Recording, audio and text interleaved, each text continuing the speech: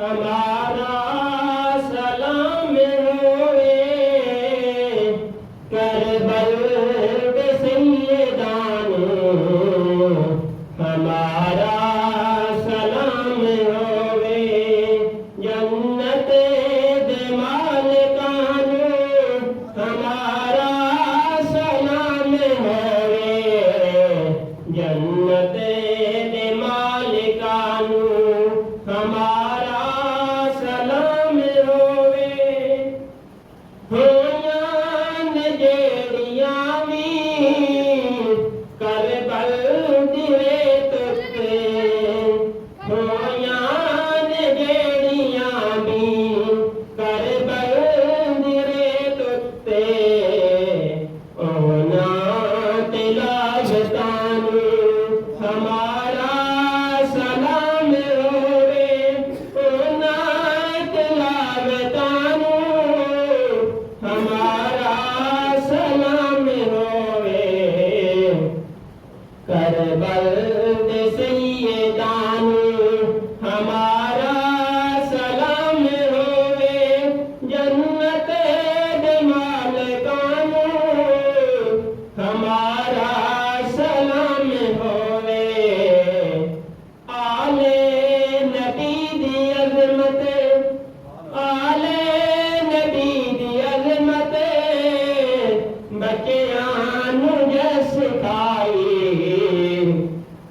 آل نبی دی عظمت بچیاں نو جس کھائی فاروقی مامان ساڈا سلام ہوئے فاروقی مامان ساڈا سلام ہوئے کربل دے سیدان ہمارا سلام ہوئے جنت دے مالکان ہمارا سلام ہوئے جنت دے مالکان ہمارا سلام ہوئے حمد و ثنا تو بعد درود پاک حضور علیہ السلام کی برگاہ عظیم کے اندر دوستان گرامی جیسا کہ پچھلا جمعہ المبارک کے اندر نباش رسول جگر کوشہ بطول دیوبندی علی مرتضی حضرت سیدنا امام حسین رضی اللہ تعالی عنہ کی شہادت کے متعلق چند باتیں آپ کی سماعتوں کی پیش نظر کی اسی حوالے سے چند گزارشات اس جمعہ کے اندر بھی آپ کے سامنے رکھنا چاہتا ہوں دوستان گرامی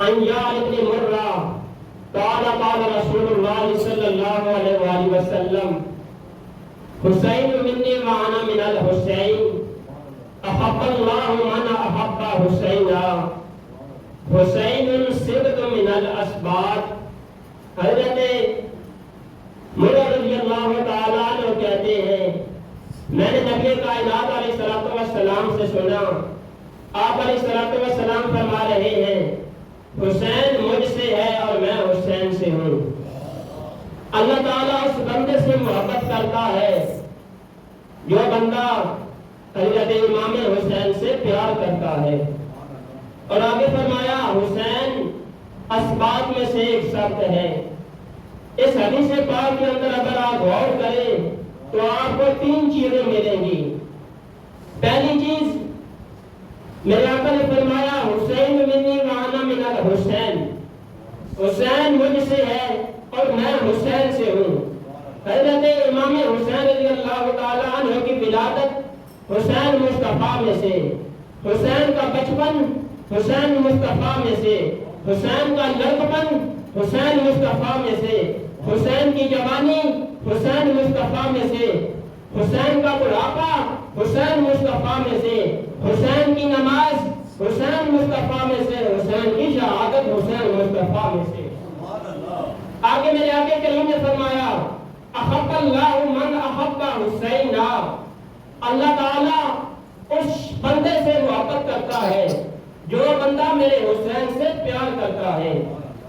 ایک دفعہ میرے آقا کریم صلی اللہ علیہ وآلہ وسلم اپنے صحابہ کرام کے ساتھ راستے سے جا رہے ہیں تو آپ نے کیا دیکھا کہ بچے کھیل رہے تھے، تو نبی کائنات نے ایک بچے کو اٹھا کر سینے سے لگایا۔ صحابہ کرام نے پوچھا یا رسول اللہ یہ کس کا بیٹا ہے جس سے آپ اتنا پیار کر رہے ہیں؟ تو میرے آقا کریم نے فرمایا میں نے اس بچے کو کل حسین کے ساتھ کھیلتے دیکھا ہے۔ صرف کھیل ہی نہیں رہا تھا بلکہ جہاں پہ میرا حسین چلتا میرے حسین کے قدم لگتے تھے، یہ اس مٹی کو اٹھا کر آنکھوں پہ لگاتا تھا۔ اے میرے صحابہ تم گواہ ہو جاؤ، قیامت والے دن میں اس کی بھی شفاعت کروں گا، اس کے والدین کی بھی شفاعت کروں گا۔ اس سے تو ایک بات یہ معلوم ہو گئی کہ حضرت امام حسین سے پیار میں کروں، میری بھی شفاعت ہوگی، میرے والدین کی بھی شفاعت ہوگی۔ حضرت امام حسین کے ساتھ پیار قبلہ ڈاکٹر صاحب کرے، ان کی بھی شفاعت، ان کے والدین کی بھی شفاعت۔ میرے آقا کریم نے 14 صدیاں پہلے بتا دیا تھا حسین سے جو پیار کرے گا وہ حلالی ہوگا، حرامی حسین کے ساتھ پیار کر ہی نہیں سکتا۔ جو حلالی ہوگا وہ حضرت امام حسین سے پیار کرے گا۔ ایک واقعہ ملتا ہے حضور علیہ السلام کی ظاہری حیات کے اندر میاں بیوی تھے۔ میاں 2-3 سال کے لیے اپنے ملک سے کسی دوسرے ملک میں چلا جاتا ہے، جب وہ 2-3 سال کے بعد واپس آیا اس کے ہاں بچہ پیدا ہوا، اس بچے کا رنگ کالا تھا، میاں بیوی کا رنگ سفید تھا۔ اس شوہر نے کہا یہ بیٹا میرا نہیں، اس کی بیوی کہتی ہے یہ تیرا ہی بیٹا ہے، میں نے تیری امانت کے اندر خیانت نہیں کی۔ وہ لڑنا شروع کر دیتے ہیں۔ وہاں سے ایک عیسائی گزرتا ہے، اس نے جب یہ بات سنی اس نے کہا میں ہوں تو غیر مسلم لیکن تم اس بات کا فیصلہ محمد کریم سے جا کر کرا لو۔ وہ میاں بیوی وہ بچہ لے کر حضور کی بارگاہ میں آئے، نبی کائنات علیہ السلام کو بتایا یہ ہمارا معاملہ ہے۔ وہ ابھی بیٹھے ہیں، سرکار نے حضرت امام حسین کو آواز دی بیٹا حسین ذرا بات سنو۔ حضرت امام علی مقام حضرت امام حسین آتے ہیں، وہ جو بچہ ہوتا ہے وہ حضرت امام حسین کے استقبال میں کھڑا ہو جاتا ہے۔ جب وہ بچہ کھڑا ہوا تو میرے آقا کریم نے حضرت امام حسین کو اپنی گود میں بٹھایا اور ان سے فرمایا یہ تمہارا بیٹا حلالی ہے، یہ حرامی نہیں۔ انہوں نے کہا حضور آپ نے فیصلہ کیسے کر دیا؟ سرکار نے فرمایا حسین کا ادب حلالی کر سکتا ہے، حرامی حسین کا ادب کر نہیں سکتا، اس وجہ سے یہ حلالی ہے، اس نے میرے حسین کا ادب کیا ہے۔ اور آگے فرمایا حسین سبت من الاسباط، حسین اسباط میں سے ایک سبت ہے۔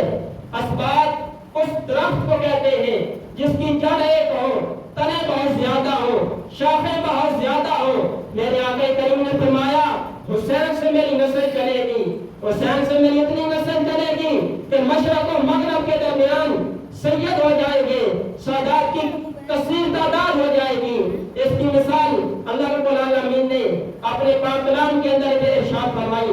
حضرت یعقوب علیہ السلام کے 12 بیٹے تھے، وَقَدْ قَالَهُمْ اثْنَتَيْنِ عَشْرَةَ أَسْبَاطًا أُمَمًا، ہم نے ان 12 بیٹوں کو 12 قبیلوں کے اندر تقسیم کر دیا، یعنی حضرت یعقوب کے 12 بیٹے پھر ان میں سے 12 کے 12 قبیلے بن گئے۔ اسی طرح میرے آقا کریم نے فرمایا حسین سے میری نسل چلے گی، مشرق و مغرب کے درمیان میری اولاد حسین سے ہوگی۔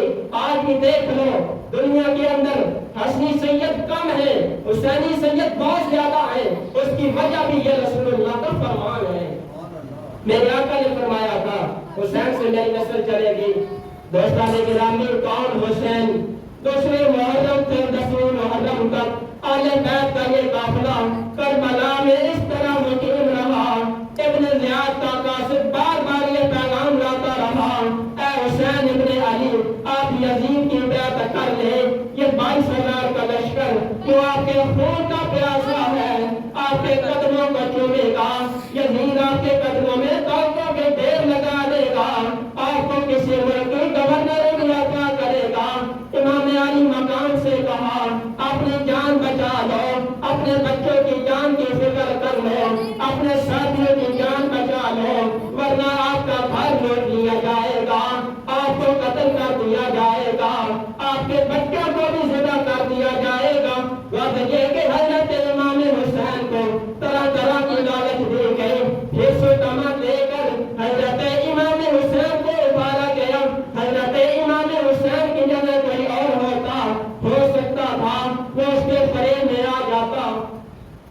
کے فریم میں آ جاتا. امام علی مقام کو اس قدر ڈرایا, اس قدر دھمکایا گیا, اس قدر خوفناک دھمکیوں سے خوفزدہ کیا گیا. آپ یزید کی بیعت کر لیں. حضرت امام حسین کی جگہ کوئی اور ہوتا, اس کے حوصلے بکھر جاتے. وہ خوف و دہشت سے گھبرا کر ان ظالموں کے سامنے جھکنے پر مجبور ہو جاتا. حضرت امام حسین فرزند فاطمہ الزہرا کے خون کے قطرے قطرے میں رسول اللہ کا خون شامل تھا. سیدی اعلیٰ حضرت نے کہا تیری نسل پاک میں ہے بچہ بچہ نور کا, تیری نسل پاک میں ہے بچہ بچہ نور کا, تو ہے نے نور تیرا سب گھرانہ نور کا. سیدی اعلیٰ حضرت کہتے ہیں یا رسول اللہ آپ کی جو اولاد ہے وہ بھی نور ہے. حضرت امام حسین نے کہا میں ایک ایسے مقام پر کھڑا ہوں یہاں سے دو راستے نکلتے ہیں.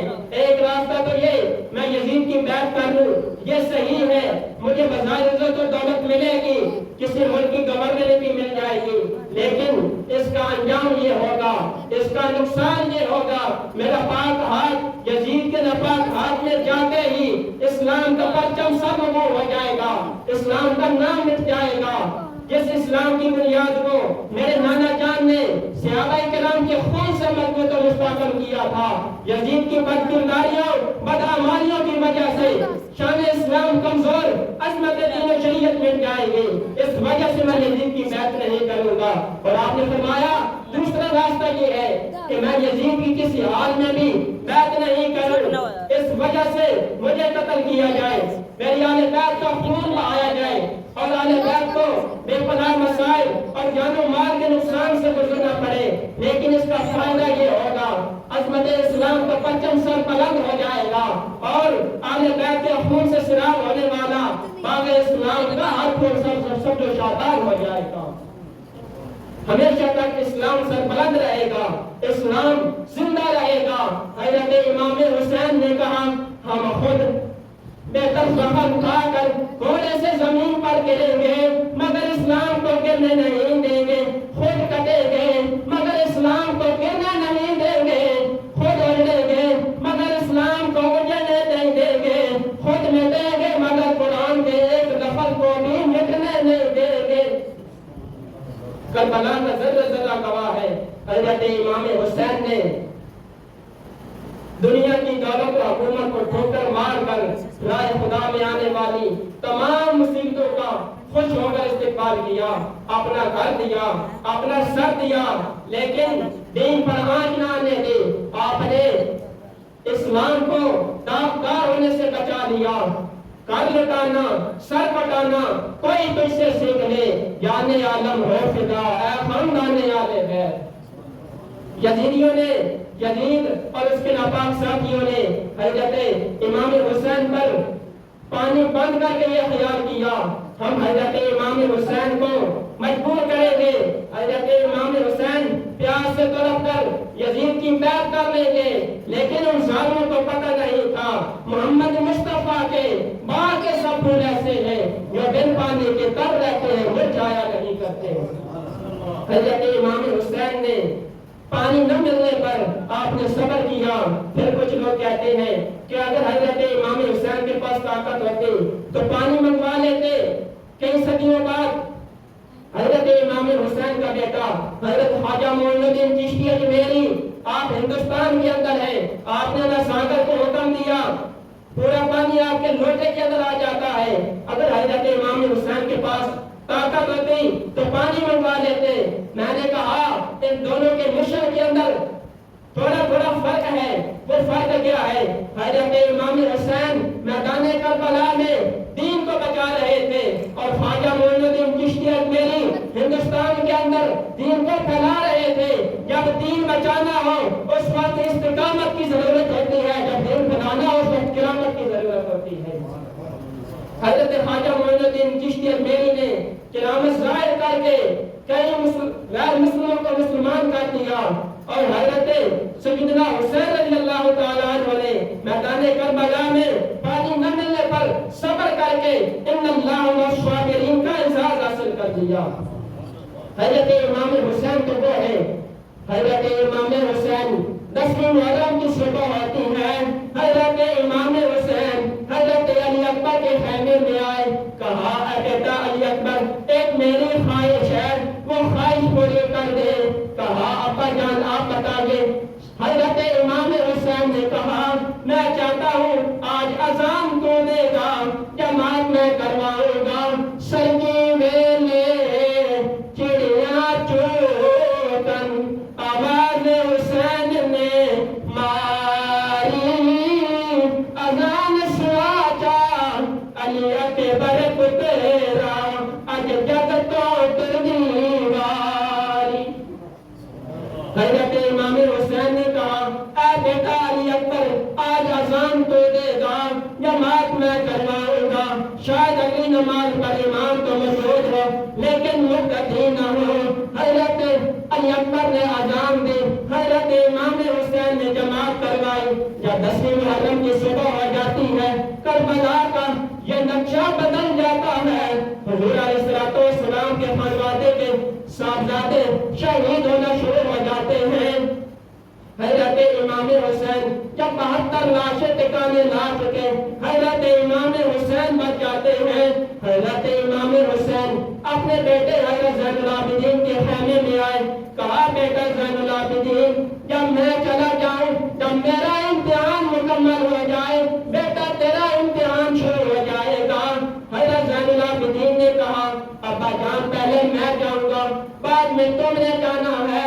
حضرت امام حسین نے کہا بیٹا زین العابدین تم میدان کربلا میں نہیں جاؤ گے، بلکہ تم سے میری نسل چلے گی، یہ پردے دار بیویاں ان کی رکھوالی بھی تم نے کرنی ہے، جب سکینہ تڑپے گی اس کو دلاسا بھی تم نے دینا ہے۔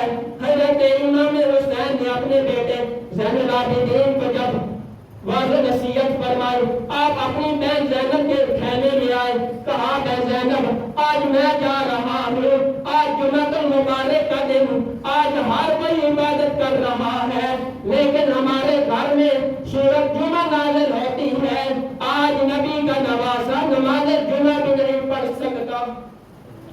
آپ نے کہا ہمارے گھر سورۃ جمعہ نازل ہوئی لیکن آج ہمیں سورۃ جمعہ پڑھنے کی بھی اجازت نہیں۔ آپ نے اپنی بہن زینب سے کہا اے بہن زینب آپ نے جیسے اپنے بیٹوں قوم محمد کو الوداع کیا ہے اسی طرح مجھے بھی الوداع کریں۔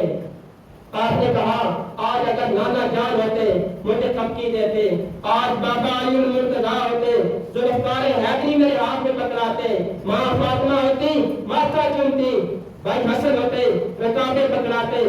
آپ نے کہا اے زینب آج سارے رشتے تیرے ساتھ، ماں والا بھی پیار تیرے ساتھ، آج نانا بن کر سب کی بھی تو کرے گی، آج بابا علی بن کر ذوالفقار حیدری میرے ہاتھ میں پکڑائے گی، ماں والا بھی پیار تیرے ساتھ، ماتھا بھی تو چومے گی۔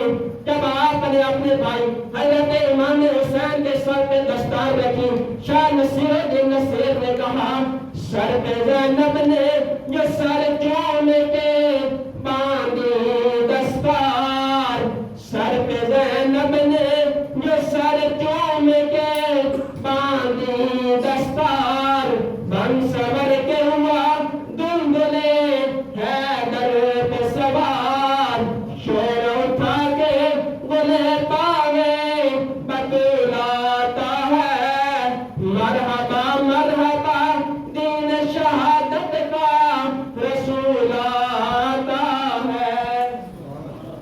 حضرت زینب رضی اللہ تعالیٰ عنہ نے اپنے بھائی حضرت امام حسین کے سر پر دستار رکھی، آپ نے بھائی کو تیار کیا۔ جب حضرت امام حسین سواری پر تیار ہوئے، آپ نے جب گھوڑے کو چلایا، آپ کا گھوڑا چلتا نہیں، آگے کیا دیکھا سیدہ سکینہ کھڑی ہے۔ سیدہ سکینہ نے کہا ابو جان ایک مسئلہ بتائیں، جس کا باپ فوت ہو جائے وہ بچہ تو یتیم ہے، لیکن جس کا چچا عباس چلا جائے، جس کا ویر علی اکبر چلا جائے، جس کا ویر علی اصغر چلا جائے، اس سکینہ کو کیا کہیں گے؟ اس وقت سیدہ زینب آئی، آپ نے اپنی بھتیجے کو اٹھا کر سینے سے لگایا، کہا آج کے بعد تمام مسئلے مجھ سے پوچھنے ہیں، کیونکہ کدی بستا ہاں میرا پیکا میرا ساڑھے گھر میں چلتے تارے، میں بہن تھا آپ نے کہا آج کے بعد تمام مسئلے مجھ سے پوچھنے ہیں۔ حضرت امام حسین جب میدان کربلا میں جاتے ہیں آپ نے کہا جو تمہارے بہادر ہیں وہ بھیجو، ایک ایک کر کے آئے۔ حضرت امام حسین نے ان کو جس طرح فصل کاٹی جاتی ہے حضرت امام حسین نے ان کو واسطے جہنم کیا۔ جب ان کو پتا چلا ایک ایک کر کے جائیں گے ایک بھی یزیدی نہیں بچے گا، یہ وہ حسین ہے جس کا باپ علی المرتضی جو اللہ کا شیر ہے، اس کے اندر اتنی طاقت ہے اگر ایک ایک جائیں گے یہ ہمیں زندہ نہیں چھوڑے گا، ہمیں واسطے جہنم کر دے گا۔ بلکہ انہوں نے چاروں طرف سے حملہ کیا حضرت امام حسین پر، یک وقت 72 تیر آ کر فوست ہو جاتے ہیں۔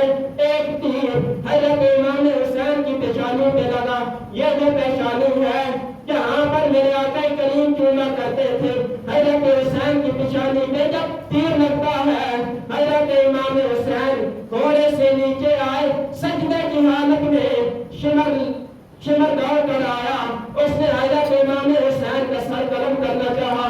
حضرت امام حسین نے کہا اے ظالم ٹھہر جا، مجھے نماز ادا کرنے دے، کیونکہ میں اس باپ کا بیٹا ہوں جس کی ایک نماز اثر رہ جائے، سورج کو پلٹانا پڑ جائے یا میں نماز میں چلا جاؤں، پھر جو تیری مرضی ہو وہ کر لینا۔ حضرت امام حسین سجدے میں تھے، آپ نے نماز شروع کی۔ جب حضرت امام حسین نے سبحان ربی الاعلی کہا، حضرت امام حسین کا سر کاٹ کر سنان بن انس نے سر کاٹ کر نیزے کی نوک پہ بلند کیا۔ یزیدیوں نے کہا فتح ہماری ہے، شکست حسین کی ہے، لیکن قدرت کہہ رہی تھی اے یزیدیوں تمہارا نام غالی بن جائے گا، تمہیں کوئی بھی اچھے نام سے نہیں پکارے گا۔ حسین وہ ہے جو اب بھی زندہ ہے، قیامت تک زندہ رہے گا۔ حسین وہ ہے جو اب بھی زندہ ہے، قیامت تک زندہ رہے گا۔ ایک یزیدی حضرت زین العابدین کے پاس آیا، کہنے لگا اے زین العابدین دیکھ ہم نے تمہارے باپ کا سر کاٹ لیا، ہم نے تمہارا خانوادہ ختم کر دیا۔ تو آپ نے شیروں کی طرح دیکھ کر فرمایا اے دنیا کے کتے سن لے، تم نے میرے باپ کا سر تن سے جدا کیا ہے لیکن میرے باپ حسین تن سے جدا نہیں ہوں گے۔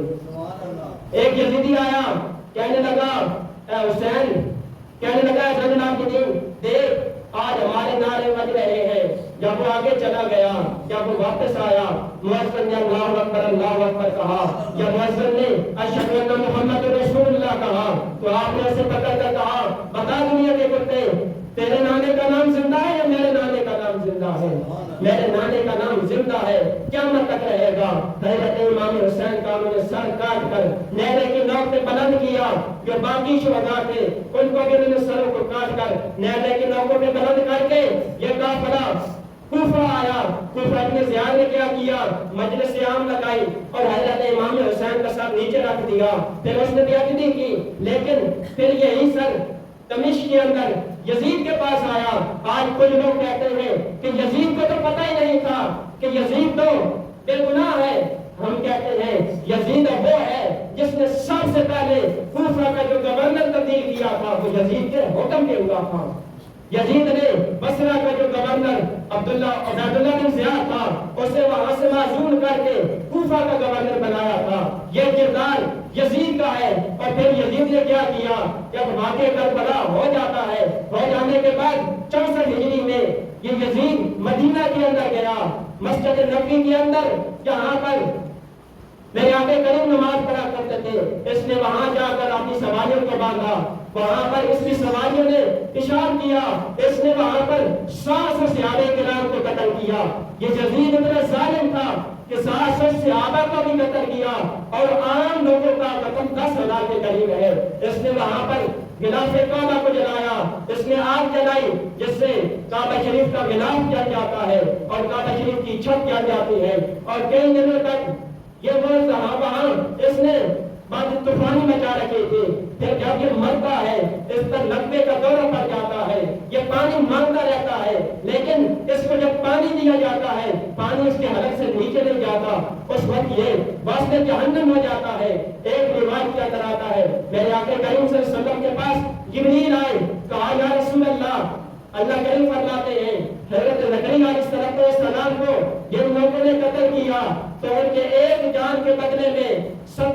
1000 یہودی قتل کیے گئے، لیکن جب آپ کا نواسا حسین ابن علی شہید ہوگا تو اس کی ایک جان کے بدلے میں 1,40,000 یہودیوں کو، شامیوں اور کوفیوں کو قتل کیا جائے گا۔ پھر کیا بنا؟ 70,000 ابن زیاد اپنا لشکر لے کر مختار صفی کے سامنے آیا۔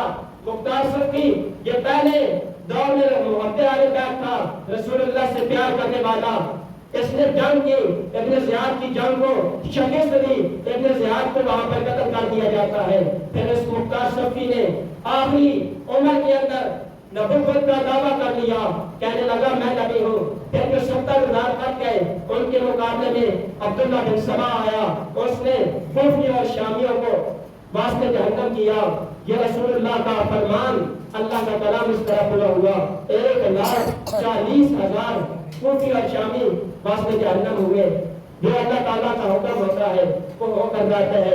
اسی طرح یہ ظالم، انہوں نے ظلم کیا، یہ دنیا کے اندر بھی عذاب دیتے رہے، حشر والے دن بھی عذاب دیتے رہیں گے۔ ہمیں دعا ہے کہ مالک کائنات ہمیں حسین ابن علی کے ساتھ پکی سچی محبت نصیب فرمائے۔ وما علیہ